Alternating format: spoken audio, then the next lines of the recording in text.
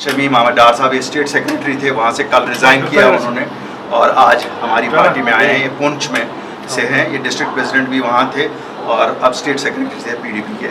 और मेरे साथ मेरे भाई सुरजन सिंह जी हैं, ये सिटी प्रेसिडेंट थे नेशनल कॉन्फ्रेंस के पुंछ के और आज हमारे साथ मिले हैं। इनके बाकी साथी भी सभी आज यहाँ ज्वाइन कर रहे हैं। हमारे मोहम्मद शाह साहब ब्लॉक सदर ये भी हैं। आप किधर आइए, आप ऊपर को आइए, आप इधर से आइए, इधर से आइए। तो इससे हमने शुरुआत की है, जो अभी तक हम पुंछ में फॉर्मली नहीं गए थे। इंशाल्लाह आप देखेंगे अगस्त के महीने में हम बाज़ाब्ता तौर पे वहाँ जाएंगे और अवामी मुहिम जो हमारी है उसको वहाँ तक भी ले जाएंगे।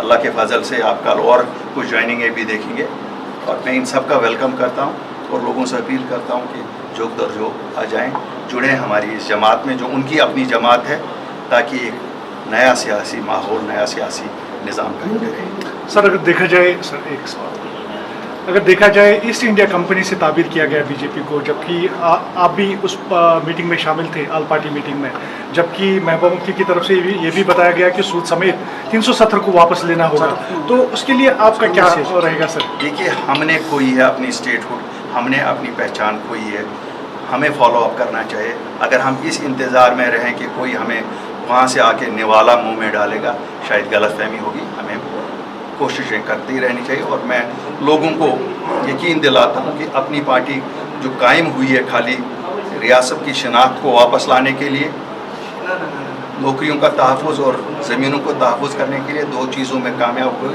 इंशाल्लाह तीसरी चीज़ में भी कामयाब होंगे। खुदा करे 370 और 35 से जो सुप्रीम कोर्ट जो लोग चाहते हैं उनकी उम्मीद के मुताबिक फैसला करे। होम मिनिस्ट्री की तरफ से एक बयान आया कि यहाँ पर स्टेटहुड तभी वापस किया जाएगा जब नॉर्मल सी बैक रेस्टोर हो जाएगी यहाँ पर, उसके लिए क्या आपका रद्द-ए-अमल होगा सर? मानता हूँ कि ये यहाँ की लीडरशिप का अहम रोल होगा, वो कन्विंस करने में कि ये मौका सही है और यहाँ नॉर्मल सी है। हम सब जो जितनी पॉलिटिकल पार्टियाँ यहाँ हैं, हमें मिलजुल के सेंट्रल गवर्नमेंट को कन्विंस करना चाहिए कि ये सही मौका है कि हमारी रियासत की पहचान को वापस करो। Thank you.